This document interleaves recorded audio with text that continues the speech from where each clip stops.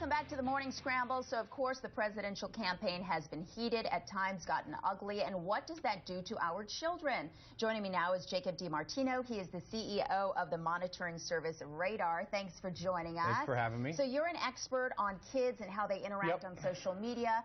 And with everything that's happened in this campaign race, I mean, it's gotten pretty ugly at times, especially on social media. Oh, yeah. How do you explain that to kids? Well, you know, it's hard because these are our future leaders. These are people that are running for office that are going to run our country, the most powerful people in our country. So, you know, parents need to explain to their kids that this is still unacceptable. You know, I think every candidate at one point or time has either bullied the other or been bullied. So they're doing it on all aspects, and I think parents really need to articulate to their kids this behavior is not right. It's wrong. Yeah, and we're not just talking about in a debate or out on the campaign trail. I mean, it is there for everyone to see on Twitter, on Facebook, you know, and the kids are seeing it sometimes before we do. And there's no way to hide from it. There isn't. There isn't. When somebody's tweeting a nasty picture about, you know, Ted Cruz on social media, some of the pictures that we have displayed here, it's not a good look for kids to be able to see these kind of things and then think, okay, well, that's acceptable for me. Now I can go do it online. It's not acceptable at all, and that's why parents, I think, need to address the social media stuff, too, because it has gotten out of control. If you read some of these tweets and look at the pictures, it's almost kind of for our leaders to be doing this stuff. Well, how do you get the conversation going, and what do you say? Because, as you mentioned, social media is such an important part of our kids' lives, and we as parents need to be monitoring that. No question. I think it's important for parents to articulate to their kids that the reason these candidates are doing this are for votes. They're doing it for popularity, too, and that's what parents need to articulate to the kids, and they need to monitor what they're watching during the debates. And when something comes up like that, where Hillary gets made fun of or Trump makes fun of somebody, they need to address that and say, you know, this not only is not right, but this is something that you should not be doing. So would you say it constitutes cyberbullying? Oh, yeah, no question. At its rawest form. You know, these are adults really acting like kids at times. I've read a lot of the tweets, too, and it is no question cyberbullying. So when you've had a chance to talk to kids, because I know you're out there in the community doing that, what are some of their reactions to what they're seeing?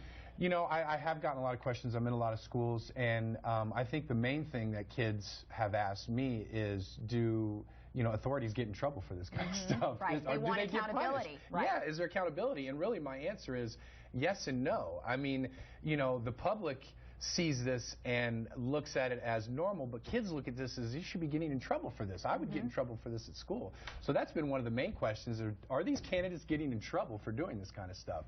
And my reaction and response is yes and no. You know, we want to let our kids know that there are, you know, consequences for our actions, but unfortunately when you're a presidential candidate, there isn't really a whole lot of consequence when you cyberbully another candidate online. Well, so if you're a parent and I'm listening to you explain that, okay, so we're trying to teach our kids there are consequences. You shouldn't cyberbully. That's not what social media is for. And yet, and yes, I'm part of the media, we have to talk about when some of these tweets are made or some of these posts on Facebook come out. It's a kind of a catch-22. It is. It is. I think parents mostly need to let their kids know appropriate. It's bottom line, it's inappropriate. It's inappropriate. That kind of behavior is inappropriate, and just because someone jumps off a bridge, you're not going to jump off a bridge. You know, just because Donald Trump says something, don't act like that. Don't post that, because it is wrong and it can hurt somebody and it can lead to devastating things, Catherine, like we've seen. Absolutely. I want to take a moment to talk about what Raadr does, because it's such a valuable service for parents out there. I know a lot of parents don't understand Instagram or Snapchat or even how Twitter works sometimes, and it's so important to educate yourselves. Tell me about how your monitoring service works. Raadr, well, great thing is we're digital now, so we are in the App Store. So if you have an iPhone, you can download the app and use it, but we are a web-based company too. So we're a social media monitoring company. We allow parents really to get a snapshot of what's going on with their kids online.